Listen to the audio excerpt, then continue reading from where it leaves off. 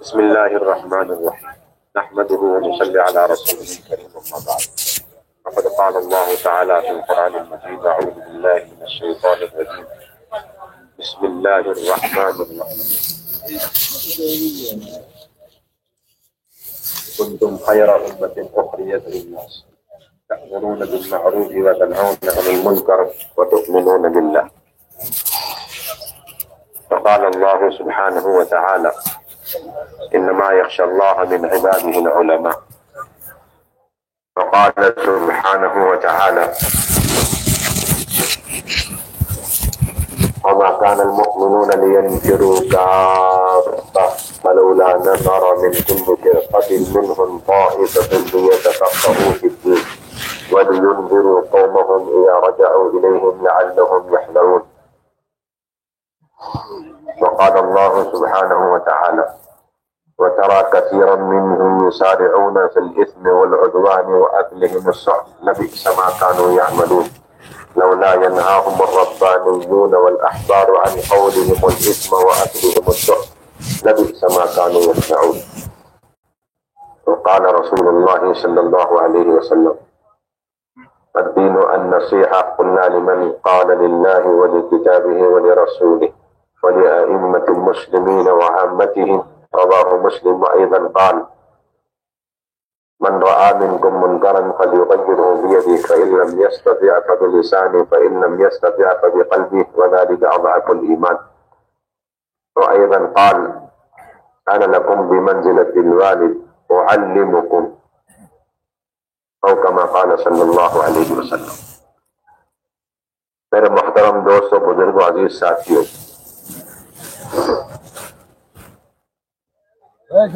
اس مجلس میں حاضری کی سب سے بنیادی غرض اور بنیادی مقصد ایک تو آپ حضرات کی زیارت سے مشرف ہونا، اور دوسری بنیادی غرض و غایت یہ ہے کہ آپ حضرات کے سامنے بطور تذکیر کے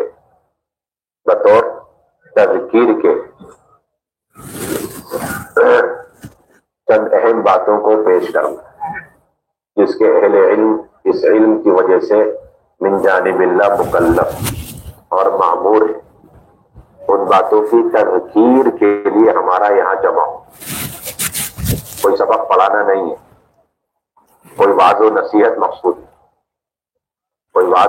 مقصود نہیں، بلکہ اس علم کی نسبت کی بنیاد پر جو فرائض اور جو ذمہ داریاں شریعت کی طرف سے ہم پر ڈالی گئی اور قیامت تک آنے والے علماء کرام پر ڈالی گئی، اس کی یاد دہانی ہے، اس کی تذکیر ہے۔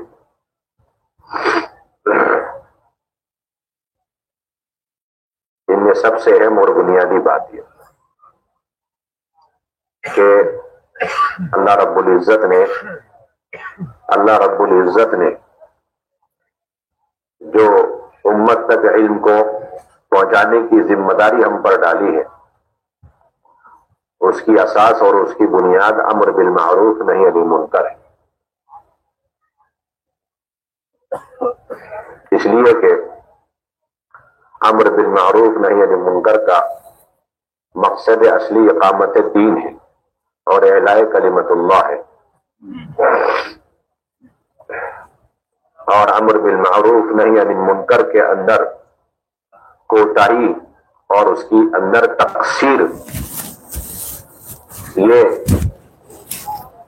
دنیا کے اندر بھی تعجیل عقوبت کا سبب اور ذریعہ ہے، اور آخرت کے اندر بھی ذلت اور رسوائی کا سبب اور ذریعہ ہے۔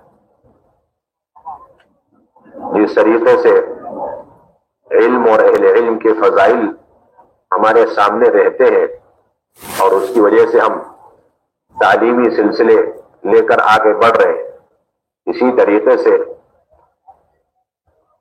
تعلیم نہ دینے پر جو سخت ترین اور شدید ترین وعیدیں نصوص کے اندر وارد ہیں، اس کا بھی ہر وقت استحضار رہنا چاہیے۔ اس میں کوئی شک نہیں، کوئی دو رائے نہیں کہ جس طریقے سے تعلیم اہل علم کی ذمہ داری ہے، اسی طریقے سے امر بالمعروف نہی عن المنکر بھی اہل علم کی بنیادی ذمہ داری اور فرائض میں سے۔ اور تعلیم اور امر بالمعروف نہی عن المنکر ایک چیز ہے، کوئی الگ الگ چیز ہے۔ اسے سمجھنا ہے تو آپ بخاری اور اس کے اندر کتاب العلم اور کتاب العلم کے 52 یا 53 ابواب پڑھ لیں، اور ان ابواب کے نیچے ابن حجر اور علامہ عینی نے جو فوائد نقل کیے ہیں اسے آپ پڑھ لیں تو آپ کو سمجھ میں آ جائے گا کہ تعلیم اور امر بالمعروف نہی عن المنکر ایک چیز۔ یہ بہت خلاصے کے طور پر عرض کر رہا ہوں، اس لیے کہ ان ابواب میں سے ہر باب کے تحت علامہ عینی اور ابن حجر علیہ الرحمہ نے تعلیم کے اصول اور تعلیم کے فوائد کے ساتھ ساتھ امر بالمعروف نہی عن المنکر کی بھی وضاحت کی۔ انہی احادیث کے ذریعے سے امر بالمعروف نہی عن المنکر کو ثابت کیا۔ اور پھر یہ بات بھی ذہن میں رہنی چاہیے کہ امر بالمعروف نہی عن المنکر اس میں اور پھر قتال میں بھی کوئی فرق نہیں۔ امر بالمعروف نہی عن المنکر اور قتال میں کوئی فرق نہیں، اس کا سمجھنا بے حد ضروری ہے، اس لیے کہ اس امر بالمعروف نہی عن المنکر کے فضائل وہی ہیں جو جہاد اور بالخصوص قتال فی سبیل اللہ کے۔ اور یہ بات محققین اصولیین کی ہے جو اہل سنت والجماعت کے اکابر ہیں۔ میں تفصیل میں جانا نہیں چاہتا ہوں، لیکن چند متقدمین اصولیین محققین اہل سنت والجماعت کی جو عبارتیں ہیں اور ان کے اقوال ہیں اسے میں آپ کے سامنے نقل کروں گا، جس سے یہ بات واضح ہو جائے گی کہ 1400 سال کے اندر اہل سنت والجماعت کے جو معتبر اور مستند محققین اصولیین گزرے ہیں ان کا مسلک متفقہ طور پر یہ رہا ہے کہ انہوں نے امر بالمعروف نہی عن المنکر اور قتال فی سبیل اللہ کو ایک قرار دیا۔ تو اصولی بات آپ ذہن میں رکھیں، اس میں مختلف قسم کے ائمہ ہیں اور وہ سب کے سب جمہور میں شامل ہوتے ہیں، معتبر اور مستند علماء کرام، اس میں شوافی بھی ہیں اور اسی طریقے سے احناف بھی ہیں، حنابلہ بھی ہیں، اور مالکی مذہب کے علماء و محققین بھی اس میں شامل۔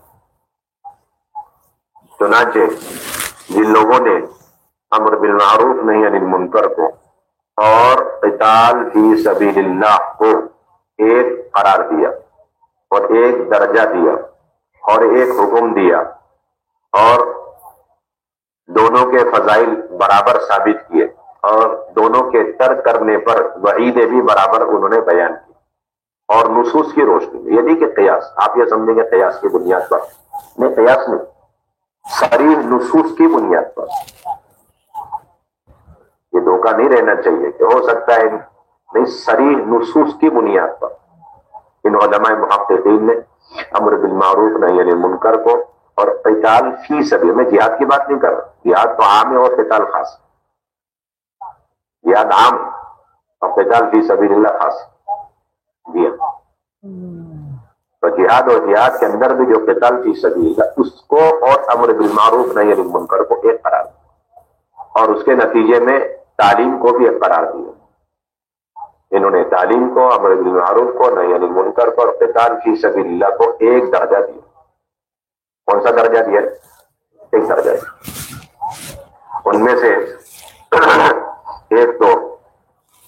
ایک دو علامہ جساس علیہ رحمہ فقہ حنفی کے بڑے اونچے درجے کے محققین علماء میں شمار ہوتے ہیں، اجتہاد کے درجے تک پہنچے ہوئے، ان کی تفسیر جساس، اس کے اندر پہلی جلد آج کل دارالعلوم دیوبند سے چھپ کر ملتی ہے، وہ 3 جلدوں میں آتی ہے، اس میں پہلی جلد کے اندر انہوں نے اس آیت کے تحت کلام کرتے ہوئے اس بات کو واضح کیا، کنتم خیر امت اخرجت للناس اور ولتکم منکم امہ، ان دونوں آیتوں کے اندر بلا شک و شبہ امر بالمعروف نہی عن المنکر کا درجہ، حکم، اس کی فضیلتیں بیان کی، اس کی اہمیت بیان کی، اس کی فرضیت اور وجوب کو ثابت کیا گیا، نص قطعی ہے، نص قطعی ہے کہ ان آیات کے ذریعے سے امر بالمعروف نہی عن المنکر کی فرضیت اور ان کا وجوب ثابت ہوتا ہے ان آیات کے ذریعے سے. تو اس کے ساتھ فرماتے ہیں انہی آیات سے قتال کا وجوب اور اس کی فرضیت بھی ثابت ہے. چنانچہ فرماتے ہیں کہ ان ساری روایات اور احادیث کو جمع کرنے سے ہمیں امر بالمعروف نہی عن المنکر کے دو حال معلوم ہوتے ہیں. وفی هذه الاخبار دلالت على ان الامر بالمعروف والنهي عن المنکر لهما حالان. ان ساری روایات اور احادیث جن کے اندر امر بالمعروف نہی عن المنکر کا ذکر ہے، تھوڑا توجہ سے بات سنیں، آپ ادھر ادھر توجہ نہ کریں. ہم تکرار کے لیے بیٹھے، غلطی ہوگی اصلاح کرنا آپ کی ذمہ داری، ورنہ آپ بھی گنہگار ہو جائے. اور آپ کو براہ راست ان کتابوں سے رجوع کرنا، مراجعات کرنا آپ کے ذمے، تاکہ احقاق حق ہو، ورنہ ابطال حق ہوگا، اس کا گناہ آپ کو ملے. اور یہ امانتیں ہیں علمی، اس کو امت تک پہنچانا آپ کی ذمہ داری، ورنہ کتمان علم کا گناہ آپ کو ملے گا. یہ آپ اصولی بات یاد رکھیں. یہاں ہم اور آپ بیٹھے احقاق حق کے لیے، بہت بنیادی ذمہ داری آپ پر آئی، تاکہ امت اتنے بڑے خیر پر مجتمع ہو جائے اور ذرا سی اہل علم سے چوک ہوئی اس مسئلے کی تحقیق میں تو پھر احقاق ابطال حق ہوگا اور امت بہت بڑے اجتماعی خیر سے محروم ہو جائے. اتنا بڑا خیر کہ اس کا تعلق امت کے عقائد سے بھی ہے، امت کی عبادت سے، امت کے معاملات اور معاشرے کے وجود میں آنے سے لے کر اس میں پختگی، اس میں استحکام اور اس کے اندر استقامت، یہ ساری چیزیں اسی پر موقوف ہیں. یہ ساری چیز اسی پر موقوف ہے. علامہ جساس فرماتے ہیں کہ کنتم خیر امت اور ولتکم منکم امت، اور پھر اس سے متعلق جو من رآ منکم وغیرہ آیات اور احادیث ہیں، ان کو جمع کرنے سے امر بالمعروف نہی عن المنکر کے دو احوال سامنے آتے ہیں. کتنے احوال سامنے آتے ہیں؟ دو احوال سامنے آتے ہیں. اور فرماتے ہیں پہلا حال کیا ہے؟ حال یمکن فیہا ازالت تغییر المنکر و ازالتہ. پہلا حال یہ ہے کہ آپ منکر کو بدل سکتے ہیں یا پھر منکر کو آپ زائل کر سکتے ہیں. تو فرماتے ہیں اگر یہ حال ہے تو ففرض علی من امکنہ ازالت ذلک بیدہ ان یزیلہ. فرض کا درجہ ہے، جب ممکن ہو ازالہ منکر اور تغییر منکر تو اس کے ذمے، جس کے لیے اس منکر کا ہاتھ کے ذریعے سے دور کرنا اور تبدیل کرنا ممکن ہو، تو اس کے ذمے فرض. یہ ایک بڑا دھوکہ لگا ہوا، یہ کام مباح ہے، یہ کام مندوب ہے، یہ کام مستحب ہے، اور یہ کام ٹھیک اچھا ہے، کار خیر ہے. یہ آپ کی غلط فہمی ہے، دل سے نکالو. آپ دل سے نکالو. یہ بہت بڑا دھوکہ ہے، خصوصاً اہل علم کو لگا ہوا، اور اسے استغفار پیدا ہوتا ہے. اتنے بڑے فریضے کا استغفار یہ بڑے بڑے امور خیر سے محرومی کا سبب بنے. ففرض علی من امکنہ ازالت ذلک بیدہ ان یزیلہ. اس کے ذمہ فرض ہو جاتا ہے کہ اگر ممکن ہے ازالہ منکر کہ وہ اپنے ہاتھ سے. پھر فرماتے ہیں کہ اب جو ہاتھ سے اس کو منکر کو دور کرنا جب ممکن ہوا، اب اس کی چند صورت. فَإِزَالَتُهُ بِالْيَدِ تَكُونُ عَلَى وُجُوهٍ. فَإِزَالَتُهُ بِالْيَدِ تَكُونُ عَلَى وُجُوهٍ، کہ اب اس منکر کو دور کرنا اور متغیر کرنا جو ہاتھ سے ممکن ہوا ہے، اب اس کی چند صورت ہے. اس کی چند صورت. پہلی صورت یہ ہے کہ اگر آپ نے اس منکر کو دیکھا کہ وہ ہو رہا ہے، آپ کی ذمہ داری ہے کہ آپ اسے ہاتھ سے روکیں. کس سے روکیں آپ؟ اگر ہاتھ سے روکنے پر وہ بات قابو میں آ جاتی ہے تو آپ کا یہ فریضہ ادا ہو جائے، اور اس میں سلاح کے استعمال کی کوئی ضرورت نہیں. اور آپ کو یہ لگا کہ یہ منکر ایسا ہے کہ اس کو ہاتھ سے صرف روکنے سے کام نہیں چلے گا جب تک سلاح کا استعمال نہ ہو. اس کا استعمال نہ ہو. آپ غور کریں کہاں سے کہاں لے جا کے علامہ جساس نہیں یعنی منکر کو سلاح اور قتال سے جوڑ رہے. یہ اصل مجھے آپ کے سامنے عرض کر رہا ہوں.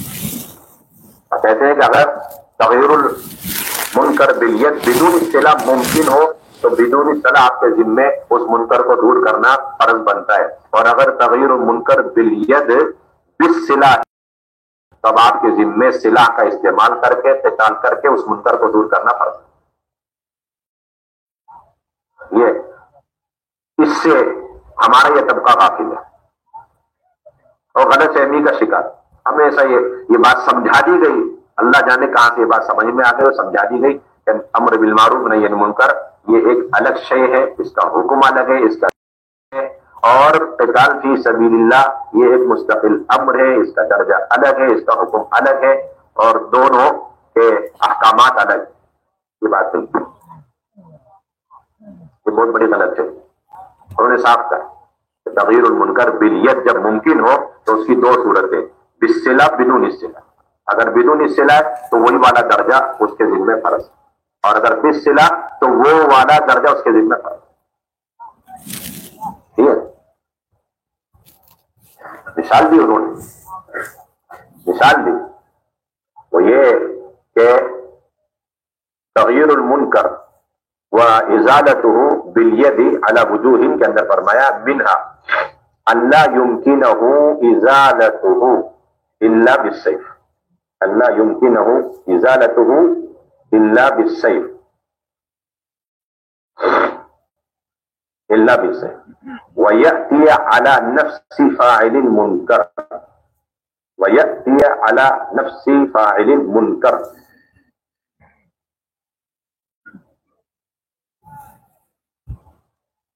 فیجب علیہ ان یفعل ذلک۔ پھر اس کی مثال بہت واضح ہے، اس میں زیادہ توغرا پھبرا ڈالنے کی ضرورت ہے۔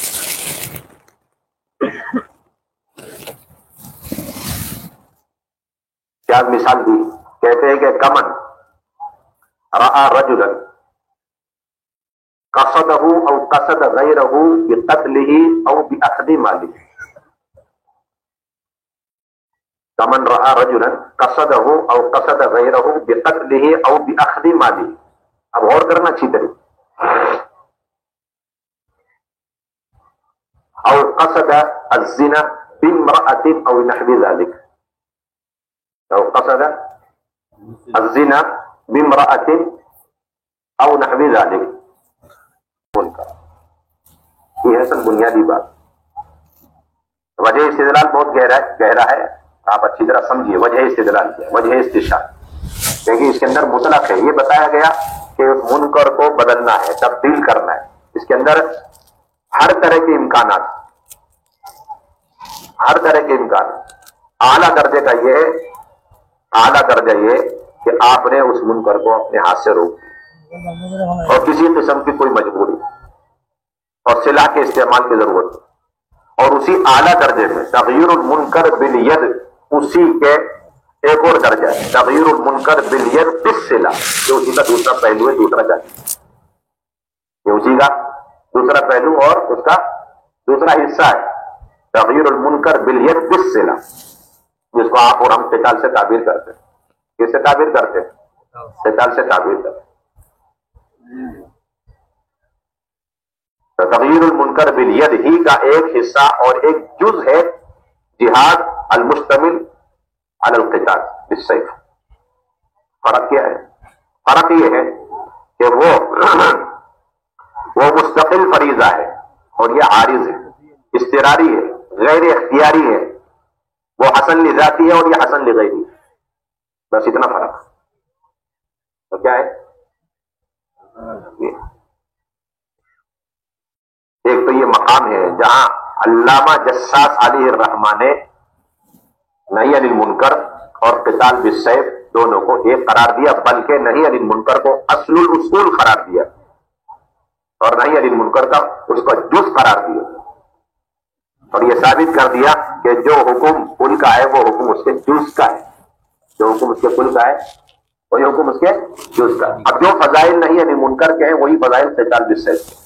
میرے خیال سے سمجھ میں نہیں آ رہی بات، سمجھ میں آ رہی ہے آپ حضرات؟ آپ اچھی طرح سمجھیے گا، آپ کی ذمہ داری، آپ اہل علم ہیں، بڑی امانت کے ساتھ اللہ نے آپ کو یہاں رکھا ہوا ہے، اور ہم مذاکرے اور تذکیر کے طور پر یہاں بیٹھے، ورنہ یہ مسئلہ بالکل ہمارے اور اس بہترین کار خیر کے درمیان حائل بنا ہوا ہے۔ یہ پہلی صورت ہے، پہلا مقام ہے جہاں علامہ جساس علی الرحمٰن نے نہی عن المنکر کو اور قتال بالسیف کو اس درجے میں ایک قرار دیا، گویا کہ نہی عن المنکر جو ہے وہ اصل ہے اور قتال بالسیف جو ہے وہ فرع ہے، اس کا ایک جز ہے، وہ اصل ہے اور یہ فرع ہے، وہ اختیاری ہے اور یہ اضطراری ہے، وہ حسن لذاتی ہے، یہ حسن لغیری، اور حکم دونوں کا ایک۔ پہلے درجے میں آپ کوشش کریں گے اس منکر کو ہاتھ سے روکنے کی، اور اگر ظن غالب بھی ہے کہ ہاتھ سے روکا لیکن وہ قابو میں نہیں آیا، الا یہ کہ قتال کرنا ہی پڑے گا، قتل کرنا ہی پڑے گا، تو پھر آپ کی ذمہ داری ہے کہ اسے قتل کر کے، سلاح استعمال کر کے، قتل کر کے اس منکر کو آپ دور کریں، یہ آپ کی ذمہ داری۔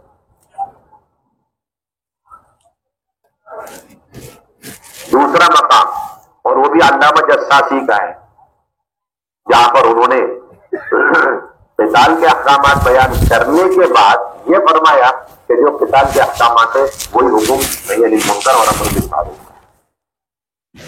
وہ سیفون کے بارے میں، اور یہ جو آیتیں شروع ہوتی نا، قتال وقتلوہم حیث ثقفتموہم واخرجوہم، یہ جو آیت اس کے نیچے فرماتے ہیں کہ اس آیت کے اندر جو قتال یا پھر جہاد کے احکامات ہیں کہ ہمارے نزدیک وہی حکم امر بالمعروف نہیں ہے، وعلی ھذا ينبغي ان يكون حکم الامر بالمعروف والنہی عن المنکر، کہ اگر کوئی شخص امر بالمعروف کرنے چلا یا نہی عن المنکر کرنے کے لیے آگے بڑھا، یہاں تک کہ اس دوران اس کی جان چلی گئی، تو وہ شہداء کے اعلیٰ درجے پر فائز ہوگا۔ یہ آپ مقام اٹھا کے دیکھیے گا، یعنی کہ آپ جو ہے دیکھیں گے نہیں، کچھ نہیں کریں گے، کسی اور کے پاس تحقیق کے لیے بھیجیں گے، یہ خیانت کر رہے آپ، یہ نہیں چلے گا، یہ آپ کی ذمہ داری ہے، اس لیے میں آیتیں پیش کر رہا ہوں اور تفسیر اور کتاب آپ کے سامنے نقل کر رہا ہوں، کیونکہ ماشاءاللہ آپ کا مزاج تحقیق کا ہے، استاد پرستی کا مزاج نہیں، اللہ کا فضل ہے، آپ کا تحقیق کا مزاج، اور آپ کو آپ کے اساتذہ نے تحقیق پر ڈالا ہے۔ کس پر ڈالا ہے؟ یہ تحقیق پر ڈالا ہے، اور یہی شان ہوتی ہے اہل علم کہ وہ اپنے مذہب کی ایک تو تحقیق کرتے ہیں، نمبر 2 اس کی تعمیل کرتے ہیں، اور نمبر 3 اس کی تبلیغ کرتے ہیں، اور یہ 3 کام ہیں، ان کا کام نہیں ہے تردیدوں میں لگنا، ان کا کام نہیں، اگر اہل علم تردید میں لگ گئے تو امت ارتداد میں لگ جائے گی۔ علماء کے آپسی تردید میں اور امت کے ارتداد میں بڑا گہرا کنیکشن ہے، جتنا علماء کرام کا آپس میں اپنے اپنے ثابت شدہ منصوص علیہ مذاہب کی تردید میں وقت گزرے گا، اتنی تیزی سے امت کے عوام میں ارتداد پھیلتا چلا جائے۔ آپ اچھی طرح سمجھ لیں اس بات کو، اللہ کرے سمجھ میں آئے۔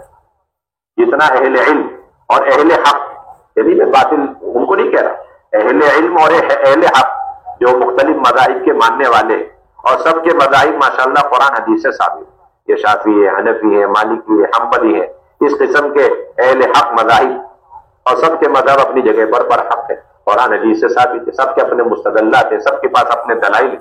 اگر ایسے اہل علم اور ایسے مذاہب حقہ کے متبعین، اگر ایسے علماء آپس میں ایک دوسرے کی تردید میں لگ گئے،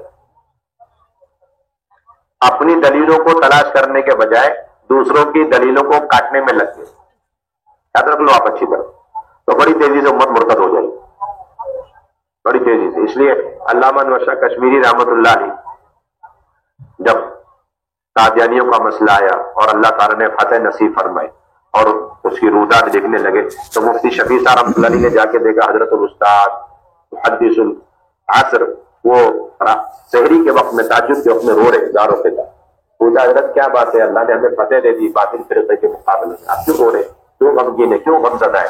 اس وقت کہنے لگے ہم زندگی بھر تحصیل حاصل میں لگے رہے، حنفیت کے اس بات میں لگے رہے زندگی بھر، اور یہاں امت مرتد ہو رہی ہے۔ اللہ ہم سے پوچھیں گے کہ امت اتنی بڑی تعداد سواد اعظم میں کلمہ نماز کے بغیر دنیا سے جا رہی تھی، تم کیا کر رہے تھے؟ اللہ کو کیا جواب دے؟ اصل بنیادی چیز۔ اور اب علامہ جساس علی الرحمہ اہل سنت والجماعت میں ہے اور کس درجے میں ہے یا نہیں ہے، یہ آپ حضرات ہم سے زیادہ بہتر جانیں۔ ان کی یہ تحقیق میں آپ کے سامنے پیش کر دوں۔ اور یہی تحقیق امام رازی علیہ الرحمہ کی، انہوں نے جگہ جگہ اس کی تصریح کی ہے، لیکن ایک جگہ میں آپ کے سامنے پیش کروں جس سے ان کا نظریہ آپ کے سامنے آ جائے گا کہ وہ بھی وہی کہنا چاہتے ہیں جو علامہ جساس کہتے ہیں۔ قرآن مجید کی آیت ہے 11ویں پارے میں، التائبون العابدون الحامدون السائحون الراکعون الساجدون الآمرون بالمعروف والناہون عن المنکر والحافظون لحدود اللہ وبشر المؤمنین۔ اللہ تعالیٰ نے اپنے نیک بندوں کی 10 صفات بیان کی، ان کے اندر 2 اہم صفت یہ ہے کہ وہ امر بالمعروف کرتے ہیں، نہی عن المنکر کرتے ہیں۔ کیا کرتے ہیں؟ امر بالمعروف اور نہی عن المنکر کرتے ہیں، اور اس کے اندر کہیں سے کہیں تک جہاد اور قتال کا کوئی تذکرہ نہیں ہے۔ ظاہر سی بات ہے، جہاد قتال نہیں ہے تو اس کی صلاح تو ناقص ہو جائے گی، قابل عبادت نہیں بن سکتی۔ اس لیے علامہ رازی علیہ الرحمہ نے فرمایا فیہ اشارۃ الی ایجاب الجہاد، تو اسی آیت کے اندر جہاد کے وجوب کی طرف بھی اشارہ ملتا ہے۔ اور کون سی آیت سے، کون سے ٹکڑے سے مستدل کیا ہے کہ الآمرون بالمعروف والناہون عن المنکر، اسی کے ذریعے، اس لیے کہ الآمرون بالمعروف، المعروف کے اندر جو سب سے بڑا معروف ہے وہ ایمان ہے، اور المنکر کے اندر جو سب سے بڑا منکر ہے، رأس المنکر ہے، وہ ہے کفر، لأن رأس المعروف الایمان باللہ ورأس الکفر ورأس المنکر الکفر باللہ، فالجہاد یوجب الترغیب فی الایمان والزجر عن الکفر۔ اس کے بعد فرماتے ہیں فالجہاد داخل فی باب الامر بالمعروف والنہی عن المنکر۔ امام راضی کی عبارت ہے۔ تیسرے نمبر پہ علماء اصولیین محققین اہل سنت والجماعت میں سے جنہوں نے نہی عن المنکر، امر بالمعروف کو اور قتال کو فی سبیل اللہ کو بطور خاص ایک درجے پہ رکھا، ایک حکم ان کو دیا، اور ان میں سے ایک ہے علامہ نووی علیہ الرحمہ۔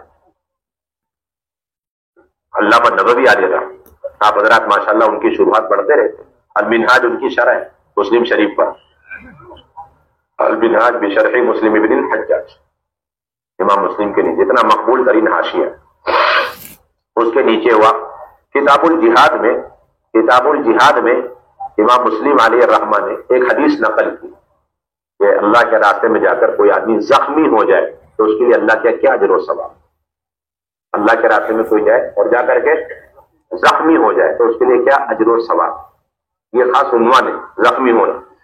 اور اس کے نیچے مشہور حدیث لے کر کے آئے ما من رجل یکلم فی سبیل اللہ واللہ اعلم بما یکلم فلونہ لون دم وریحہ، کہ جب کل قیامت میں ایسا زخمی شخص آئے گا، مقتول شدہ آدمی جب آئے گا تو اس کے اوپر خون کا رنگ ہوگا اور مشک کی خوشبو مہک رہی ہوگی، یہ اس کے لیے فضیلت ہے۔ ظاہر سی بات ہے اس کا تو جہاد اور بالخصوص قتال فی سبیل اللہ، اور یہ اس کے لیے جو مقتول فی سبیل اللہ اور اعلاء کلمت اللہ کے لیے ہوا۔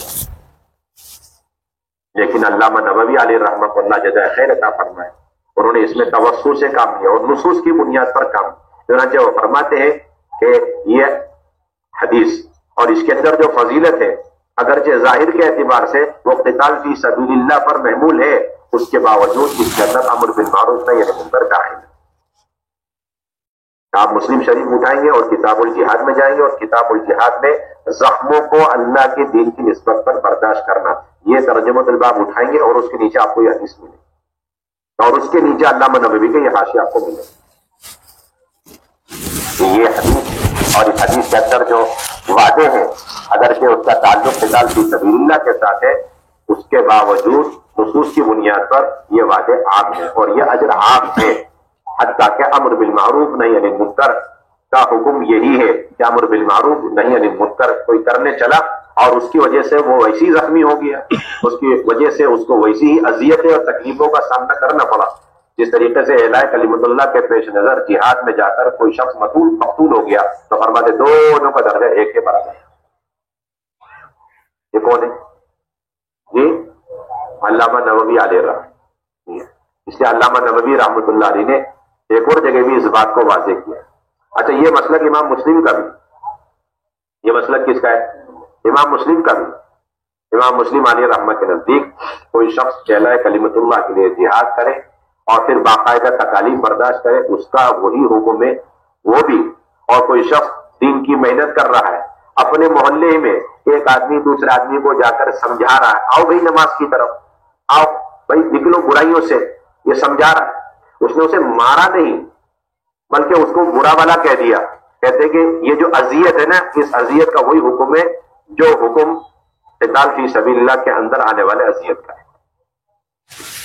امام مسلم رحمۃ اللہ علیہ کا مذہب، دلیل کیا ہے؟ امام مسلم رحمۃ اللہ علیہ کتاب الجہاد، اس کے اندر کتاب الجہاد کے اندر ایک روایت لاتے، کتاب الجہاد میں ایک روایت، اور عنوان اس کا کیا ہے کہ کتاب الجہاد میں تکالیف اور اذیت برداشت کرنا. وہاں تو زخموں کو برداشت کرنا، وہاں کیا برداشت کرنا؟ زخموں کو، اور یہاں پر اذا تکلیفوں کو برداشت کرنا. اذا عام ہوتا ہے، وہ اذا قولی بھی ہوتا ہے، فعلی بھی ہوتا ہے. تو وہاں تو فعلی والا تھا نا، جسمانی تھا، اور یہ روحانی ہے، قولی اذا، اس کو لے کر کے. اب جب یہ باب اور اس کے نیچے یہ ترجمۃ الباب آتا ہے تو مجھے ایسا ایک معمولی درجے کا مبتدی طالب علم یہ سوچے گا یقیناً اب امام مسلم اس کے نیچے ایک ایسی حدیث لائیں گے جس کے اندر جہاد اور جہاد کے ساتھ قتال، اور ایک آدمی باقاعدہ گیا صحابہ میں سے کوئی، اور جا کر کے ان کو کوئی اذیت پہنچی، ان کو کھڑونچ آئی، آلہ لگ گیا، نیزہ لگ گیا، تیر لگ گیا، یہ اذا انہوں نے برداشت کیا، اس وجہ سے یہ فضیلت. لیکن آپ غور کریں گے اس کے نیچے ایسی کوئی حدیث امام مسلم نے نقل نہیں کر، بلکہ کون سی حدیث نقل کی جو ماشاءاللہ دورے کی کتابیں پڑھاتے ہیں وہ جانتے ہیں. امام مسلم نے اس کے نیچے کون سی حدیث نقل کی؟ مشہور واقعہ نقل کیا کہ ایک صحابی تھے انصاری، ایک انصاری صحابی تھے، بڑے اونچے درجے کے صحابی، وہ بیمار ہو گئے. آپ صلی اللہ علیہ وسلم ان کی عیادت کے لیے تشریف لے جانے لگے تو حضرت اسامہ کو پیچھے بٹھا لیا. کہاں بٹھایا؟ حضرت اسامہ رضی اللہ تعالیٰ عنہ کو پیچھے بٹھایا. اس کے بعد ان کی عیادت کے لیے چل پڑے آپ صلی اللہ علیہ وسلم. چلتے چلتے آپ صلی اللہ علیہ وسلم کو ایک مجلس نظر آئی، ایک مجلس لگی ہوئی تھی، عیادت کے لیے ادھر جانا ہے، مریض ادھر ہے، بیچ میں ایک مجلس نظر آئی. اس مجلس میں کون کون تھے؟ وہ مخلوط مجلس تھی، مسلم شریف کی صراحت، اس کے اندر مومنین بھی تھے، اور مومنین میں حضرت حذیفہ بن یمان بیٹھے ہوئے، منافقین بھی تھے، اور منافقین میں عبداللہ بن ابی بن سلول بیٹھا ہوا تھا، مشرکین بھی تھے، لیکن مشرکین میں سے کسی کا نام ذکر نہیں کیا. اگر آپ کو مل جائے تو بتا دیں، اس کا کوئی ذکر نہیں ہے مسلم شریف. بہرحال مشرکین تھے، اور نمبر 2 منافقین، نمبر 3 مومنین میں حضرت حذیفہ. تو آپ نے دیکھا اتنی اچھی مجلس لگی ہوئی ہے، چلو کیوں نہ گشت کرتے، جا کر کے ان کو دین کی باتیں سمجھاتے، کلمے کی دعوت دیتے. چنانچہ آپ ان کی طرف گئے، جیسے مجلس کے قریب پہنچے تو گرد و غبار اڑا، آپ کے خچر کا، آپ کے سواری کا گرد و غبار. اس مجلس میں جب جانے لگا تو وہ عبداللہ بن ابی بن سلول رئیس المنافقین، وہ کہنے لگے یہ آدمی ہمیشہ ہمارے پاس آ کے ہماری مجلسوں میں ہمیں تکلیفیں پہنچاتا. اس نے صاحب کہا لا تغشن فی مجلسنا، لا تغشن فی مجلسنا ولا تفتنا، کہ آپ ہمارے پاس ہماری مجلسوں میں نہ آیا کریں دعوت دینے کے لیے، بلکہ آپ اپنے گھر میں بیٹھے رہا کریں، اور جس کو بھی آپ کی بات سننا پسند ہو، گوارا ہو، وہ خود آپ کے پاس آئے گا اور آپ سے بات سن کے چلے گا.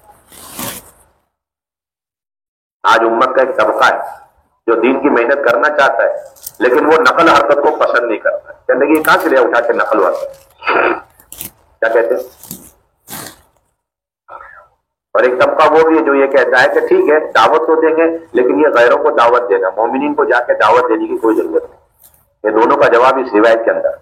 اور تیسرا طبقہ وہ ہے وہ کہتا ہے ٹھیک ہے یہ سب دین کا کام کار خیر ہے لیکن اس کا جہاد اور قتال اور اس کے حکموں اور اجر و ثواب سے کوئی تعلق. تینوں کا جواب اسی روایت کے اندر. میرا خیال سمجھ میں نہیں، تینوں چیزیں اسی روایت. منافق بھی بیٹھے ہوئے تو ایک درجے میں مشرک سے بدتر ہے، اور مومنین حضرت حذیفہ. تو عبداللہ بن ابی بن سلول نے کہا آپ ہمارے پاس نہ آیا کریں، آپ وہیں بیٹھ کر کے دعوت. یہ جواب ہو گیا کہ یہ منافقین کا مزاج تھا کہ دعوت دو لیکن نقل و حرکت کی کوئی ضرورت نہیں. ایک پکا مومن یہ جملہ کبھی زبان سے نہیں نکال سکتا.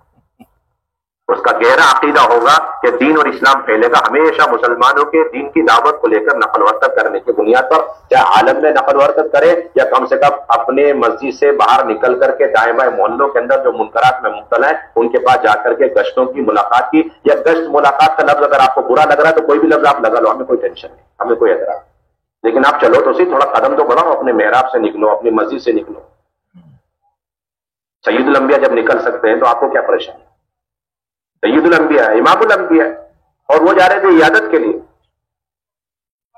اللہ کے نبی عیادت کے بہانے سے جا رہے، لیکن دیکھا کہ ایک قوم بیٹھی ہے، انہیں اس کے اندر ایک منکر بھی ہے اور منافق بھی ہے، اسے بھی جا کے دعوت دینا اپنی طلب. اس کو بولتے ہیں ہمارے یہاں کہ داعی جو ہوتا ہے اور عالم جو ہوتا ہے وہ طالب ہوتا ہے، امت جو ہوتی ہے وہ مطلوب ہوتی ہے. یہ اصل طلب. آپ نے ممبر پہ رہ کر کے بیان تقریر کرنا، اور اس کے ساتھ ساتھ جو لوگ بے طلب ہیں، مسجد میں آنے کو تیار نہیں ہے یا آ چکے ہیں، پھر بھی ان کے پاس اور بار بار جانا. المشی بالقدم والبیان علی المنبر، دونوں کو جمع فرمایا. تو حضرت حذیفہ نے فون کہا یا رسول اللہ آپ ہمارے پاس آیا کریں. یہ جواب ہو گیا. وہ مومن ہے نا، وہ یہ کہتے تھے ہاں بھی مجھے تو دعوت دینے کی ضرورت ہے، انہیں دعوت دیں. حذیفہ رضی اللہ عنہ کہہ رہے اللہ کے نبی آپ آیا کریں، آ کر کے ہمیں دعوت دیا کریں. یہ جدید ایمانم کی ایک شکل ہے، اگر آپ حضرات کے سمجھ میں آ جائے. جدید ایمانکم کی یہ بنیادی شکل ہے. اس کے بعد روایت میں یہ ہے کہ اللہ کے نبی صلی اللہ علیہ وسلم وہاں سے سیدھے اس صحابی کی عیادت کے لیے گئے، اور وہاں جا کر اللہ کے نبی صلی اللہ علیہ وسلم نے کارگزاری سنائی، اپنے گشت کی ملاقات کی کہ میں وہاں گیا تھا اور عبداللہ بن ابی بن سلول نے ایسی بات کری. کیسے لوگ ہیں؟ روایت پوری ہوگی، روایت پوری ہوگی. اب اس پر عنوان ہے کتاب الجہاد، اور یہ روایت کہاں ہے؟ کتاب الجہاد میں ہے، اور پھر اذا اور تکلیف برداشت کرنے کے خاص عنوان کے تحت. جس کا صاف مطلب یہ ہے کہ اعلاء کلمت اللہ کے پیش نظر جو بھی تکلیف ہو، قولی ہو، فعلی ہو، جسمانی ہو، روحانی ہو، اسے برداشت کرنے کا حکم ایک ہے، چاہے وہ جہاد اور قتال فی سبیل اللہ کے اندر ہو یا پھر گشتوں اور ملاقاتوں میں جا کر کے کسی کی کڑوی کسیلی باتیں سن کر کے دل جو ہے رنجیدہ ہو. سب کا حکم ہے. یہ میں نہیں کہہ رہا، امام مسلم کہہ رہے ہیں اور علامہ نووی کہہ رہے ہیں. کون کہہ رہے ہیں؟ آپ اٹھا کے دیکھنا، آپ کی ذمہ داری ہے. آپ اٹھا کے دیکھیں، آپ کی ذمہ داری ہے، آپ سے درخواست ہے. غلطی ہو تو آپ اصلاح کریں، غلطی ہو تو آپ اصلاح کریں. یہ محققین ہے. اور اسی طریقے سے چوتھے نمبر پر علامہ عینی ہے، علامہ عینی علیہ رحمہ. اور کتاب البخاری کے اندر آپ نے کتاب العلم میں، کتاب الایمان میں، کتاب بخاری کے اندر کتاب الایمان میں ایک خاص ترجمۃ الباب، باب الجہاد من الایمان، باب الجہاد من الایمان، یہ ترجمۃ الباب اس کے اندر ہے بخاری میں. اور کون سے؟ کتاب الایمان کے اندر باب الجہاد من الایمان. اس کے اندر مشہور روایت لے کر کے آئے امام بخاری علیہ اللہ. وہ کیا ہے کہ اس اللہ کے نبی صلی اللہ علیہ وسلم نے فرمایا کہ اللہ رب العزت نے ذمہ داری لی ہے، ذمہ لیا ہے، ضمانت لی ہے، کفالت لی ہے کہ جو شخص اپنے گھر سے نکلے، جو شخص اپنے گھر سے میرے راستے میں نکلے، اور اس کا اپنے گھر سے نکلنا میرے راستے میں صرف اور صرف مجھ پر ایمان کی وجہ سے اور میرے رسولوں کی تصدیق کی وجہ سے، لا یخرجہ الا ایمانا بی و تصدیقا برسولی، اس کا گھر سے نکلنا میرے راستے میں وہ مجھ پر ایمان لانے کی بنیاد پر ہو اور میرے رسولوں کی تصدیق کرنے کی بنیاد پر ہو، یعنی نیت اس کی خالص اعلیٰ کلمت اللہ کی. تو اب میرے ذمے ہے کہ اگر وہ انتقال نہیں ہوا، اس کا وہ مرا نہیں، شہید نہیں ہوا، تو اس کو مال غنیمت کے ساتھ لوٹاؤں گا، ورنہ اسے اجر کے ساتھ لوٹاؤں گا. مال غنیمت ملے گا نہیں ملے گا، لیکن اجر یقینی ہے، اجر کے ساتھ لوٹاؤں. اللہ ان ارجعہ بما نال من اجر او غنیمت او ادخلہ الجنہ، اور اگر شہید ہو گیا تو جنت میں داخل کرو. روایت پوری ہو گئی، روایت پوری ہو گئی، روایت مکمل ہو. روایت اس کے آگے اور بھی ہے، اس کے اندر اللہ کے نبی صلی اللہ علیہ وسلم نے یہ بھی فرمایا کہ اگر کچھ لوگوں کا میرے پیچھے مدینہ طیبہ میں آزار کی وجہ سے رہ جانا اور میرا ان کو چھوڑ کر اللہ کے راستے میں نکل جانا یہ ان کے لیے شاق نہ ہوتا، تو میں اللہ کے راستے میں جانے والی کسی بھی جماعت سے تعلق اختیار نہیں کرتا، پیچھے نہ بیٹھ. پھر آپ نے یہ ارشاد فرمایا لوددت ان اخرج فی سبیل اللہ ثم اقتل ثم احیا ثم اقتل ثم احیا. یہ پھر آگے کی روایت. اب علامہ عینی فرماتے ہیں اس حدیث کے تحت بے شمار فوائد ہیں، لیکن اس میں سے ایک فائدہ یہ بھی ہے کہ وفیہ ان من یخرج فی قتال البغاة وقطاع الطریق وفی اقامت الامر بالمعروف والنہی عن المنکر يدخل في قوله في سبيل الله وإن كان ظاهر القتال مع الكفار. کہ اس حدیث کے اندر اگرچہ فضائل قتال مع الکفار کے سلسلے میں ہے، اس کے باوجود یہ فضائل عام ہے، اور اس کے اندر امر بالمعروف نہی عن المنکر داخل، اور امر بالمعروف کرنے والا اور نہی عن المنکر کرنے والا وہ مقاتل فی سبیل اللہ کے درجے میں ہے، حکم کے اعتبار سے بھی اور اجر و ثواب کے اعتبار سے. اور یہی بات تقریباً ابن حجر رحمۃ اللہ علیہ نے لکھی، اور یہی بات امام غزالی علیہ رحمہ نے لکھی. کس نے لکھی؟ امام غزالی علیہ رحمہ. اور اس کے بعد محققین کی بہت لمبی فہرست، جس میں شاہ عبدالعزیز محدث دہلوی بھی ہیں، صاحب مشکات بھی ہیں، اور اسی طریقے سے علامہ خطابی بھی ہیں، اور شاہ عبدالحق محدث دہلوی بھی ہیں. شاہ عبدالحق محدث دہلوی رحمۃ اللہ علیہ نے شرح مشکات میں یہ بات لکھی کہ یہ کوئی فائدہ کلیہ نہیں ہے کہ جو آدمی جہاد اور صرف قتال فی سبیل اللہ کرے اور اس میں باقاعدہ شہید ہو جائے، وہ یقیناً ہر حال میں وہ شہید غیر شہید سے افضل ہوگا. یہ کوئی قاعدہ کلیہ نہیں ہے، بلکہ غیر شہید شہیدوں سے بھی افضل ہو جاتا ہے. غیر شہید شہیدوں سے افضل ہو جاتا ہے. اور انہوں نے اپنے اس قول پر اور دعوے پر جو استدلال کیا ہے وہ بہت عجیب و غریب. وہ یہ کہ دیکھو حضرت سیدنا ابو بکر صدیق رضی اللہ تعالیٰ عنہ، اور وہ تمام امتوں میں سب سے افضل ترین شخص ہے، جبکہ وہ مقتول فی سبیل اللہ ہے. اور سید الشہداء حضرت حمزہ سے بھی افضل ہے. کس سے بھی افضل ہے؟ سید الشہداء حضرت حمزہ سے بھی افضل ہے. کون؟ حضرت ابو بکر رضی اللہ تعالیٰ. اور یہی بات حضرت تھانوی علیہ رحمہ نے لکھی، اور یہی بات آگے نیچے آ کر کے حضرت مولانا مفتی محمود الحسن گنگوئی رحمۃ اللہ علیہ، اور اسی طریقے سے حضرت مولانا یوسف لدھیانوی علیہ رحمہ، یہ سارے اکابر محققین. اور یہ ساری باتیں جب سامنے آ گئی ہیں تو اب اس کے بعد حضرت مولانا، اور یہی بات قاضی بیضاوی کی بھی ہے. اس کی بھی ہے قاضی بیضاوی علیہ رحمہ، وہ تو اس آیت کے تحت فرماتے ہیں یا ایھا الذین آمنوا خذوا حذرکم فانفروا ثبات وانفروا جميعا. فرماتے اس میں کوئی شک نہیں، دو رائے نہیں کہ یہ آیت بطور خاص قتال اور حرب کے سلسلے میں، اس کے باوجود اس آیت کے اندر حکم عام ہے. اس آیت کا حکم کیا ہے؟ اس آیت کے اندر حکم کیا ہے؟ وہ عام. اب یہ سارے اکابرین محققین اہل سنت والجماعت ہیں. اور اس کے بعد ہمارے اکابر حضرت مولانا الیاس رحمۃ اللہ علیہ، حضرت مولانا یوسف رحمۃ اللہ علیہ، مولانا الیاس رحمۃ اللہ علیہ فرماتے ہیں کہ میرے اس کام کا بنیادی مقصد امت کو انفروا خفافا وثقالا پر لانا ہے. کس پر لانا ہے؟ امت کو انفروا خفافا وثقالا پر لانا ہے. اور فرماتے ہیں اس نفر میں کوتاہی یا تاخیر یا اس نفر کو ترک کرنا موجب عذاب. اب یہ تمام محققین اور اس کے ساتھ مولانا الیاس رحمۃ اللہ کے یہ ملفوظ. اب آپ بتائیے کتنا دونوں کے درمیان موافقت ہے اور دونوں کے درمیان کتنی مطابقت ہے. اور یہی بات مزید تفصیل سے حضرت مولانا یوسف رحمۃ اللہ نے حیات الصحابہ میں نقل کر کہ ہمارے اس دور کے دعوت اور دعوت کے اندر جو نفر ہے، اس نفر کا یہ خلاصہ ہے. اس لیے کتاب الجہاد مستقل حیات الصحابہ کا جز ہے، اور اس کے اندر تمام قتال اور غزوات کے واقعات جو نقل کیے ہیں وہ اسی بنیاد پر ہے کہ تمام محققین کی یہی رائے ہے. اس میں ہم کوئی منفرد نہیں ہے اور ہمارے کوئی تفرد نہیں ہے. ہم منفرد نہیں ہے اور ہمارا کوئی اس کے اندر تفرد نہیں.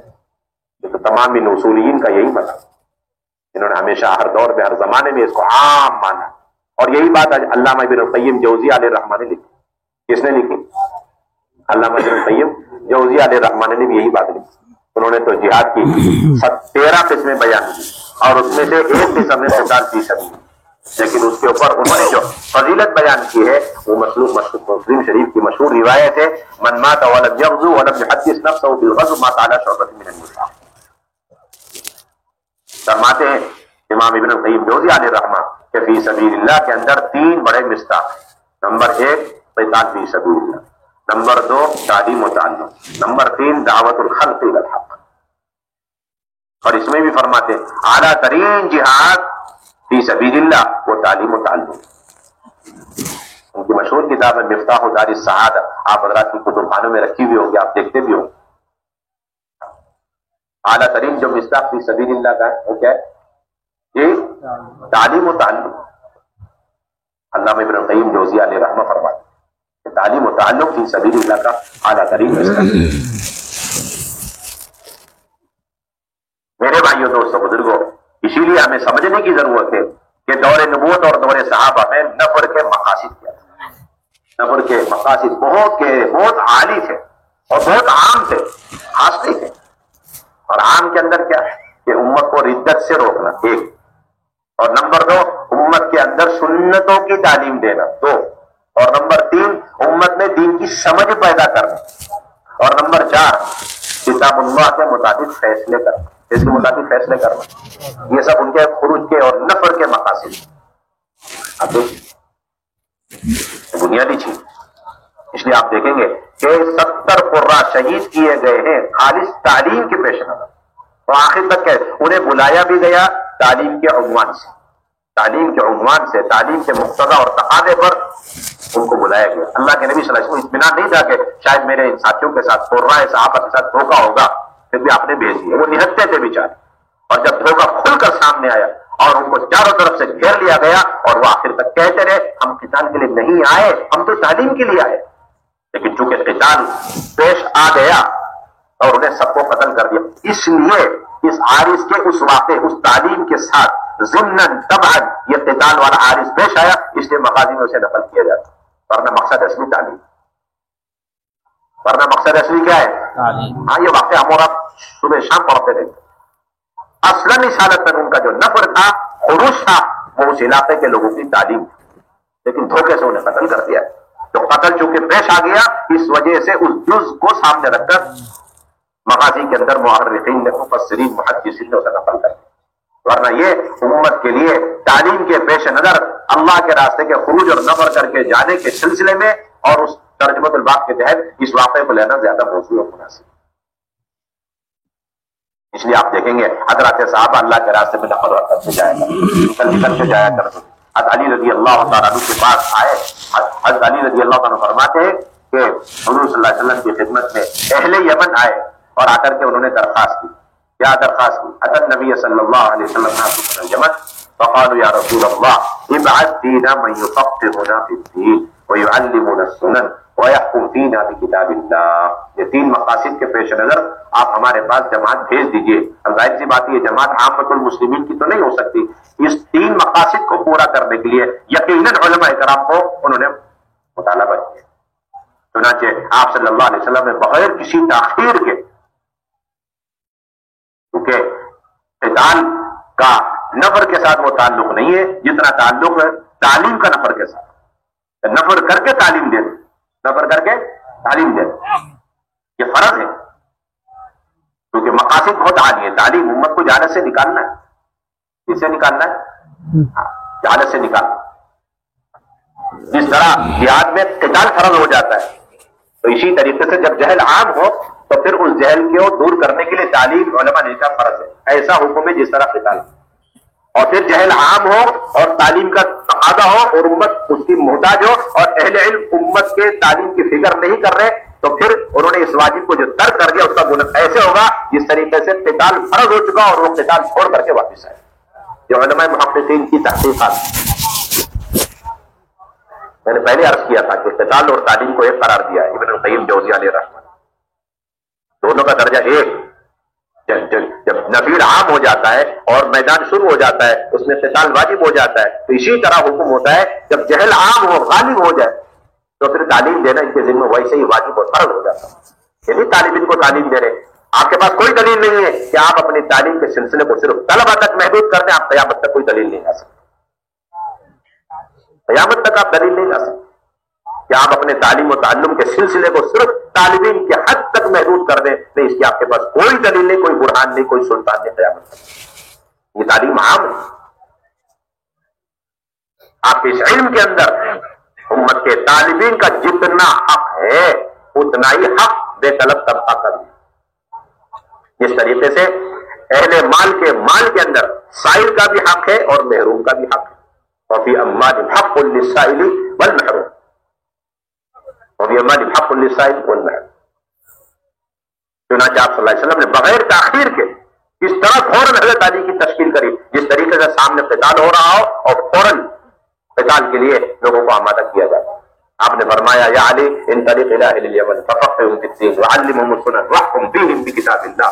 یعنی اسی جگہ تشکیل ہوئی جس مجلس میں آپ نے کارگزاری لی اہل یمن کی جہالتوں کی اور تقاضا سنا، اسی مجلس میں آپ متوجہ حضرت علی کی طرف اور ان کی تشکیل کری اور ان کو ہدایت بھی دے دی اور رخ بھی متعین کر دیا یہ رہبر ہے یمن والے اور تمہارا رخ یمن ہے اور تمہارے ٹیم کا جاؤ. تو حضرت علی نے فرمایا کہ ان اہل الیمن قوم طغام یاتونی من القضاء بما لا علم لی، کہ ان کے پاس بڑی جہالت ہے اور وہ ایسے مسئلے لے کر آئیں گے معضلات جس کا حل کرنا میرے لیے ناممکن مشکل ہے، اتنا میرے اندر علم رسوخ نہیں. تو اس پر حضور صلی اللہ علیہ وسلم نے کیا کرا؟ فضرب النبی صلی اللہ علیہ وسلم علی صدری ثم قال اذهب فإن الله سيهدي قلبك ويسدد لسانك. جاؤ اللہ تمہارے دل کو صحیح کریں گے، رہبری کریں گے، تمہاری زبان کو بھی درست رکھیں گے. جاؤ الہام ہوگا، تمہارے دل کے اندر علوم کا الہام ہوگا. جاؤ. چنانچہ وہ گئے اور اہل جہل کے ساتھ ان کا اختلاط جب ہوا اور ان کو علم سکھلاتے رہے آئے بھی نئے نئے مسئلے، تو خود فرماتے کہ اس کے ذریعے سے ایسی تمرین اور ایسی تدریم اور ایسا تفقد پیدا ہوا. فرماتے ہیں فما شککت فی قضاء بین اثنین حتی الساعة، کہ دو آدمی کے درمیان فیصلہ کرنے میں مجھے اب تردد باقی نہیں رہا. حضرت علی جو اقضا بنے وہ تکمیل نفر اور تخصص فی النفر کی برکت سے. یہ تخصصات والا باب ہم نے بند کر دیا، نفر والا باب ختم.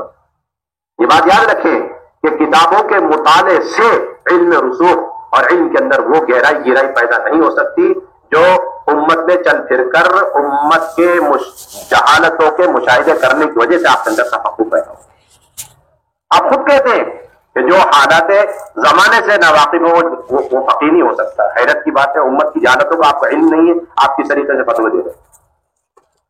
حیرت کی بات، آپ کو پتہ نہیں اس وقت امت کتنی جہالت اور ارتداد سے گزر رہی ہے. آپ نقل و حرکت نہیں کر رہے ہیں تو آپ کیسے امت کی اصل بیماری اور بیماری کی جڑوں تک آپ پہنچ سکتے ہیں؟ ساری بیماری، سارے منکرات کی اصل جڑ یہ جہالت ہے، اور اس جہالت کا اصل علاج اہل علم کے پاس. یہ صرف مدرسے میں رہ کر کے یہ جہالت کا علاج ہر کس نہیں ہو سکتا. آپ کو نقل و حرکت کرنی پڑے گی. آپ کو ہم علم کے لیے اور علم اضافے کے لیے نہیں بلکہ اس امت کی تعلیم کے لیے ہم آپ کی نقل و حرکت چاہتے ہیں. کس کے لیے چاہتے ہیں آپ کی نقل و حرکت؟ کس کے لیے؟ امت کی تعلیم. ہمارے حضرت تو بڑی اچھی بات فرماتے ہیں، ہم تو چاہتے ہیں جس طرح آپ نے مدارس میں نظام تعلیم قائم کیا اس طرح آپ مساجد میں نظام تعلیم قائم کریں امت کے عام طبقے کی.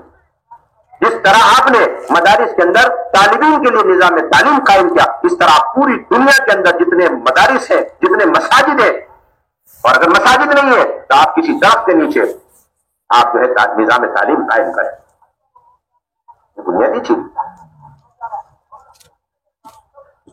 ایک ڈاکٹر روزانہ او پی ڈی کر رہا ہے، ایک ڈاکٹر کیا کر رہا ہے؟ روزانہ او پی ڈی کرتا ہے، اور اس کی وجہ سے اختلاط کی وجہ سے، مریضوں سے اختلاط کی وجہ سے اس کے سامنے نئے نئے امراض کا انکشاف ہوتا ہے. اس طریقے سے اہل علم جتنا عامت المسلمین کے اندر گھسیں گے، ان سے روز اختلاط کریں گے، تھوڑا وقت ہو زیادہ وقت تو ان کے جاہل ان کے سامنے پتہ چلے گا میرے پیچھے 30-25 سال سے کافی نماز پڑھ رہا ہے اور اس کے کلمہ تک ٹھیک نہیں ہے. وضو غسل تو بہت آگے کی بات ہے، کلمے تک کی خبر نہیں ہے ان لوگوں کو، کلمے کا تلفظ نہیں ہے. 5 سال سے جو آدمی آپ کے پیچھے نماز پڑھ رہا ہے، آپ کبھی ایک مرتبہ نبی کی سنت سمجھ کے اس کو لے کے بیٹھ کر کبھی آپ نے الحمد شریف سنی اس کی کہ اللہ کے نبی کی سنت نہیں ہے؟ اور آپ نے کبھی اس کا ہاتھ پکڑ کر تحیات سنا اور تحیات کی تعلیم دی؟ کیا اللہ کے نبی کی سنت نہیں ہے؟ یہ سنت کے ہم متبع نہیں ہو سکتے؟ یہ سنت تعلیم ہے، یہ سنن تعلیم ہے. اس کا ترک کر دینا یہ امت کے اندر جہل کے عام ہونے کا سبب اور ذریعہ بنے. عمر فاروق رضی اللہ تعالیٰ عنہ منبر پر بیٹھ کر کے خلافت کے تمام تقاضوں کے باوجود ایک ایک فرد کو اتحیات کی تعلیم دے رہے. بخاری کی بھی روایت ہے اور اسی طریقے سے موطا امام مالک کے اندر موجود ہے. چلتے پھرتے اٹھتے بیٹھتے امت کو تعلیم دے. تو یہ ایک مثال تھی کہ علماء صحابہ کا جو خروج تھا، فقہاء صحابہ کا خروج وہ کس غرض سے تھا؟ کہ امت کو تعلیم دینا، امت کے اندر دین کی سمجھ پیدا کر. اسی لیے آپ دیکھیں گے کہ حضرت عبداللہ بن مسعود اور حضرت عمار بن یاسر دونوں کو کوفہ بھیجا حضرت عمر رضی اللہ تعالیٰ. حالانکہ وہ صدر مفتی تھے مدینہ طیبہ کے اندر، ان کا اپنا دارالافتاء تھا، 24 گھنٹے افتاء کا سلسلہ تھا. اور حضرت عبداللہ بن مسعود رضی اللہ، لیکن وہاں کوئی بھی مسئلے بتلانے والا نہیں تھا اور تقاضا وہاں سے آیا تو حضرت عمر رضی اللہ عنہ بھیجا. انی بعثت الیکم عمارا امیرا وابن مسعود معلما ووزیرا وہما من النجباء من اصحاب رسول اللہ صلی اللہ علیہ وسلم. یعنی اس سے یہ بات ثابت ہو گئی کہ نجباء صحابہ یعنی فقہاء صحابہ ماہرین فن جب نفر کر کے اللہ کے راستے میں جاتے ہیں تو پھر جو جہالت کے مراکز وہ علمی مراکز میں تبدیل ہوتے ہیں. یہ مطلوب ہے جو ماہرین محققین اہل علم ہیں ان کا بھی نفر مطلوب ہے امت کی تعلیم کے لیے. اور یہ تفریق بے بنیاد بے دلیل ہے کہ جو علم میں کمزور ہے وہ اللہ کے راستے کا نفر اور خروج کرے, اور جو ماہرین فن ہے وہ اپنے مسندوں کو سنبھالے. یہ بے دلیل اور بے بنیاد بات ہے, یہ تو ایسے ہو گیا کہ اگر جتنی جہالت ہو, جتنا ایمرجنسی کیس ہوتا ہے اس کیس کو اتنا ماہر فن اس کو جو ہے دیکھتا ہے, تبھی اس کا صحیح علاج ہوتا ہے. ورنہ نیم حکیم خطرے جان اور نیم ملا خطرے ایمان. یہ یاد رکھو اچھی طریقے سے یاد رکھو, یہ آپ کی تفریق بے بنیاد. دو باتیں نہیں سمجھ میں. ایک تو آپ نے امت کو دو حصوں میں تقسیم کیا کہ طالبین الگ ہے, غیر طالب الگ ہے. ہم طالبین کی تعلیم کے مکلف ہیں. ایک تو یہ بے بنیاد بات ہے جس کے قرآن جس میں کوئی دلیل نہیں. اور دوسری بات یہ ہے کہ نفر جو ہے وہ کمزور استعداد والے علماء کرام کریں گے. پہلے سال میں جائیں گے, دوسرے سال میں جائیں گے, تیسرے سال میں جائیں گے. اور جو ذی استعداد ہے وہ نفر نہیں کریں گے, نہیں نفر وہ بھی کریں گے. اللہ کا امر ہے, وما كان المؤمنون لينفروا كافة. اللہ تعالیٰ نے حکم دیا ہے ہر مومن اور بطور خاص جن کے پاس علم ہے وہ تو اتنے ہی نفر کے زیادہ محتاج ہے, کیونکہ امت کی جہالت کا علاج ان کے پاس. یہاں قرآن میں تو نفر ہے, اور حدیث کے اندر جو مثال اہل علم کے ہے وہ موسلادھار بارش سے اور بادل سے, حرکت کرنے والے بادل سے. مثل ما بعثني الله به من الهدى والعلم كمثل الغيث الكثير.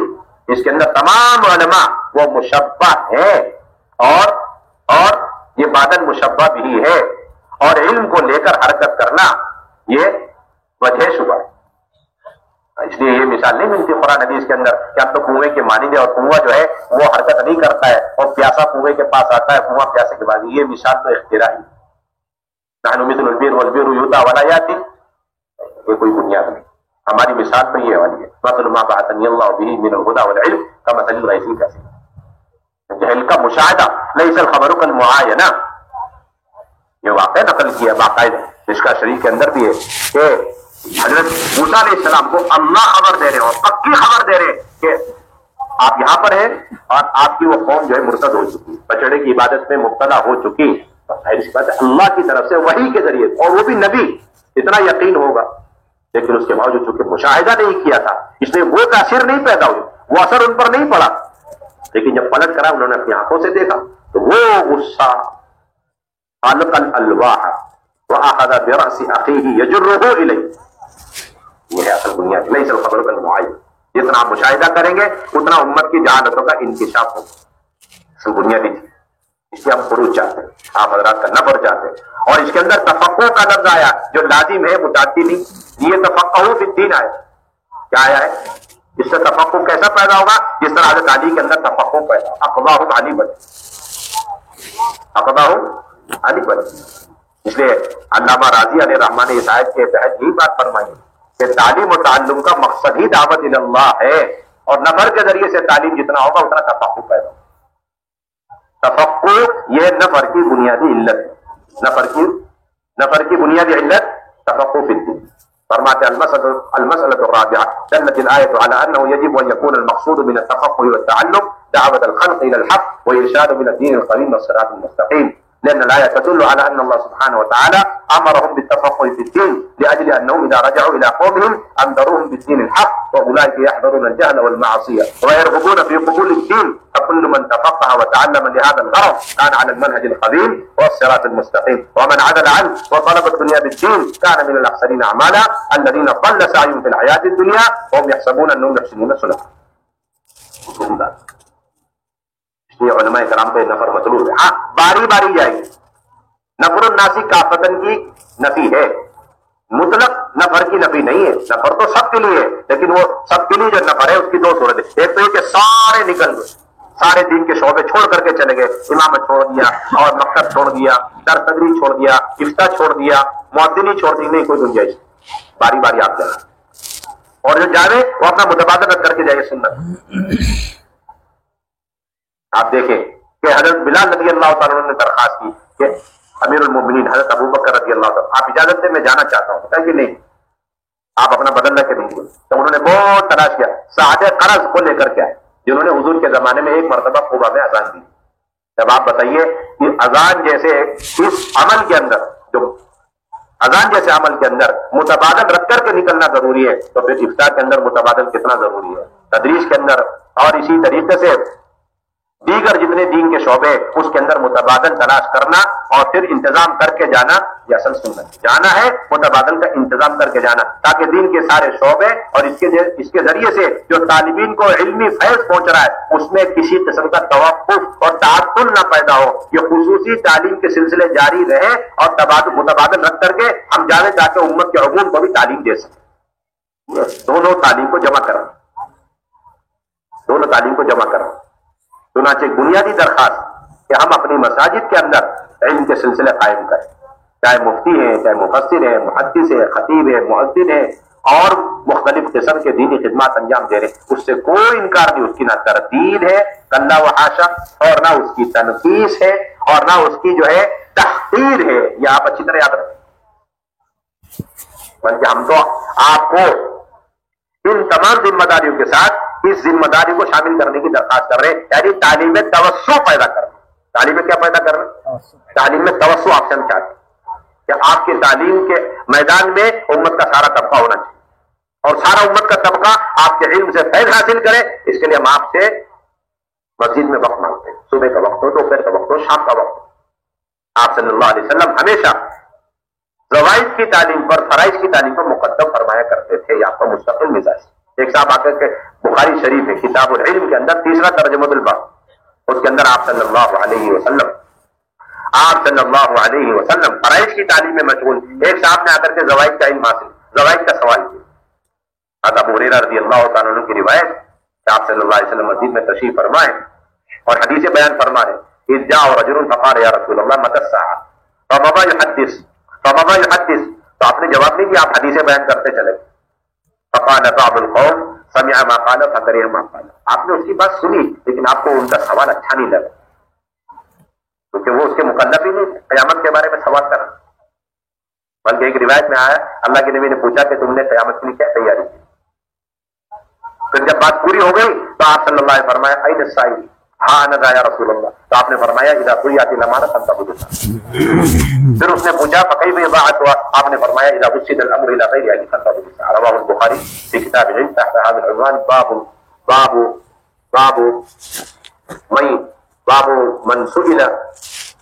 من سئل علما وهو مشتغل في حديثه فاتم حديثه ثم اجاب السائل، یہ تیسرا ترجمہ الباب۔ یہاں تو آپ صلی اللہ علیہ وسلم تعلیم دیتے رہے اور سائل کا سوال کو مؤخر کر دیا۔ اس کے مقابلے میں ایک اور روایت ہے، آپ خطبہ دے رہے ممبر پہ بیٹھ کر کے اور صحابہ موجود ہے سامنے، اتنے میں ایک صحابہ ہے دروازے پہ کھڑے ہو کہنے لگے علمنی یا رسول اللہ، تو وہاں عجیب بات ہے آپ صلی اللہ علیہ وسلم نے ایسی عجیب و غریب ہمیں تعلیم دی ہے کہ ایسے عام لوگوں کو تعلیم دے رہے ہیں، کیسے طالب بن کے ہمیں فوراً متوجہ ہونا چاہیے۔ آپ صلی اللہ علیہ وسلم نے خطبہ موقوف کیا، ممبر سے نیچے تشریف لائے اور خود چل کر اس صاحب ان کے پاس گئے اور آپ نے کرسی منگائی، اس میں تشریف فرما ہو کر اس کو ضرورت کا علم سکھلایا اور صحابہ بیٹھے ہوئے انتظار میں۔ پھر آپ دوبارہ واپس تشریف لائے فأتم خطبتہ، اب ابن حجر رحمۃ اللہ علیہ فرماتے ہیں کہ دونوں میں تطبیق کی یہی صورت ہے، یہی شکل ہے۔ فتح الباری میں لکھا ہے کہ جہاں پر ترک سوال یا تاخیر فی السوال افضل اور اولا ہو، جہاں پر سوال، جہاں ترک سوال اور یا تاخیر فی سوال سے زیادہ بہتر، جہاں سوال یا تاخیر فی سوال سے، جہاں پر ترک سوال بہتر یا تاخیر فی سوال بہتر ہو، وہاں ترک جواب یا تاخیر فی جواب بہتر، سوال نہ کرنا بہتر ہو یا سوال میں تاخیر کرنا بہتر ہو، وہاں پر جواب نہ دینا یا پھر جواب میں تاخیر کرنا بہتر۔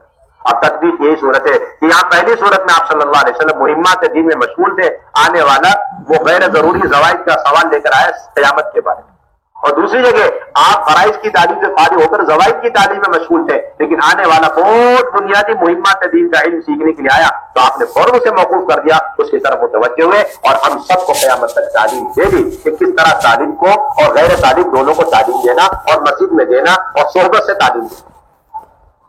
اس لیے مسجد کے اندر تعلیم دینا یہ اصل سنت ہے، اقرب الی السنہ ہے قیامت تک کے لیے۔ اس کو واضح کرنے کے لیے امام بخاری نے کتاب العلم میں یہ ترجمہ الباب قائم کیا، باب ذکر العلم والفتیہ فی المسجد، باب ذکر العلم والفتیہ فی المسجد، کہ مسجد کے اندر علم کا سیکھنا سکھانا اور مسجد کے اندر فتوے کا لینا دینا، یہ اصل سنت۔ حوادث زمانے کی وجہ سے تعلیمی سلسلے مسجد سے باہر چلے گئے، یہ حضرت مولانا الیاس رحمۃ اللہ نے فرمایا۔ حوادث زمانے کی وجہ سے تعلیم کے سلسلے مسجد سے باہر چلے گئے۔ اب خیر وہ مسجد سے باہر چلے گئے، لیکن کتابوں کے اندر اور چار دیواری کے اندر تعلیم کا جو فائدہ ہے وہ صرف طالبین کو ہے، لیکن جو غیر تعلیم، اور وہ 98% طبقہ ہے، 98% طبقہ ہے، اس میں تاجر ہے، کاشتکار ہے، امیر ہے، غریب ہے، ملازم ہے، اور ہر طرح کے طبقہ ہے، وہ طبقہ میں ہمارے حضرت بار بار کہتے ہیں ہمیں افسوس ہے کہ بہت بڑا طبقہ علماء کرام کا ہے لیکن وہ تعلیم سے بالکل خالی بیٹھا ہوا ہے، یا تو وہ تجارت میں لگا ہوا ہے، دنیا کی مشاغل میں لگاؤ، لیکن تعلیم کا کوئی سلسلہ ہی نہیں، نہ کتابی تعلیم ہے، نہ مسجد میں بیٹھ کر امت کو امہات المسائل کی تعلیم دے رہے ہیں۔ ہمیں ایسے تمام علماء کرام سے بھی درخواست ہے جو بالکل فارغ ہیں، اور حالانکہ وہ سند یافتہ علماء کرام ہے، باقاعدہ انہوں نے سند حاصل کی ہے، لیکن کسی مجبوری کی وجہ سے کتابی تعلیم کا سلسلہ نہیں ہے، تو کیا حرج کی بات ہے، آپ مسجد میں بیٹھ کر وضو تو سیکھ لاتے ہیں، نماز تو سیکھ لا سکتے ہیں، اور اسی طریقے سے آپ ان کے عقائد کی تعلیم دے سکتے ہیں۔ یہ تو ہماری بہت بنیادی ذمہ داری، بہت بنیادی ذمہ داری، اور جو ماشاءاللہ ان دینی خدمات کے اندر مشغول ہے، ہم ان سے بھی درخواست کرتے ہیں کہ وہ بھی اپنا قیمتی وقت مسجد کو فارغ کریں اور بالکل بنیادی چیزوں کی تعلیم۔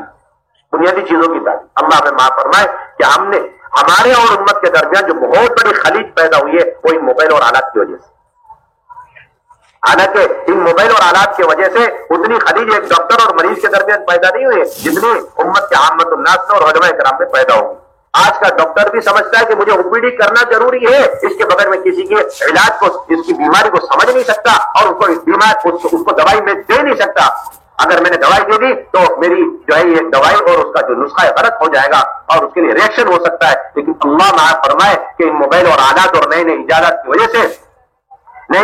کی وجہ سے ہم لوگ اتنے دھوکے میں پڑ گئے کہ علماء سمجھتے ہیں اب ہمیں عامت الناس سے اختلاط کی کوئی ضرورت نہیں، اور عامت الناس یہ سمجھنے لگے کہ اب ہم علماء کی مجلسوں سے صحبتوں سے بے نیاز ہو گئے۔ نہیں، قیامت تک آپ بے نیاز نہیں ہو سکتے، قیامت تک بے نیاز نہیں ہو سکتے۔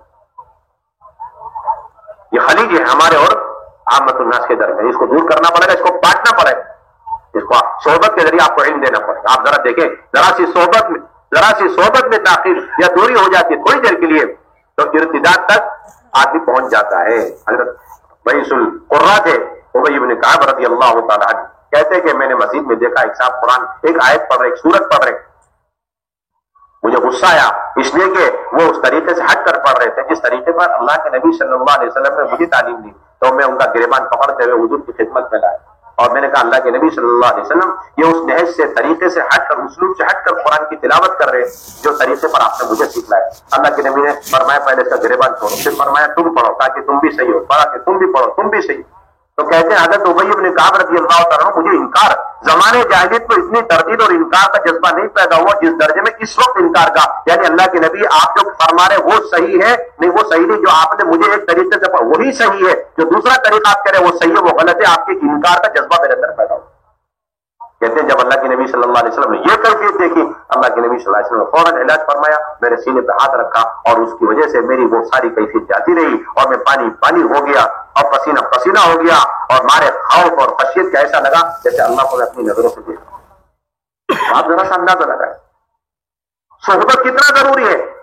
اتنے بڑے صحابی ہیں کہ رئیس القرہ، اور اللہ تعالیٰ نام لے کر فرما رہے کہ ابی بن کعب آپ قرآن سنیے، ان سے آپ قرآن سنیے، اور وہ مارے خوشی کو روتے ہوئے پوچھ رہے اوسمانی ربی۔ ایسے صحابی تھوڑی دیر کے لیے اگر اللہ کی نبی کی صحبت میں نہیں تو وہ اس درجے میں جا رہے انکار میں۔ تو آپ بتائیے 1400 سال ہو گئے اور امت میں سے ایک بہت بڑا طبقہ علماء کی صحبت نہیں اختیار کر رہا ہے، تو آپ بتاؤ وہ طبقہ امت کا کتنا گمراہ ہوگا۔ یہ امت کا طبقہ تو یقیناً ضال بھی بنے گا، مضل بھی بنے گا، یاد رکھیں، اور اس کے ذمہ دار آپ ہوں گے جو آپ ان کو صحبت سے تعلیم نہیں دینا چاہتے۔ آپ کے ذمہ فریضہ ہے آپ تعلیم دیں امت کے تمام طبقات کو۔ نمبر 2 صحبت کے ذریعے عملاً اور مباشرت تعلیم دیں، اور اس کے لیے بہترین موقع مسجد کا ماحول، بہترین موقع مسجد کا ماحول۔ حضور صلی اللہ علیہ وسلم کی خدمت میں ایک صاحب کہنے لگے اللہ کے نبی صلی اللہ علیہ وسلم مجھے نماز کے اوقات کی تعلیم دے دیں۔ آپ نے فوراً سمجھ لیا کہ یہ شخص میں اتنی استعداد نہیں ہے کہ اس کو ہم بٹھا کر کے زبانی تعلیم دے دیں۔ آپ نے فرمایا میرے ساتھ آپ کو رہنا پڑے گا۔ چنانچہ وہ 2 دن رکے۔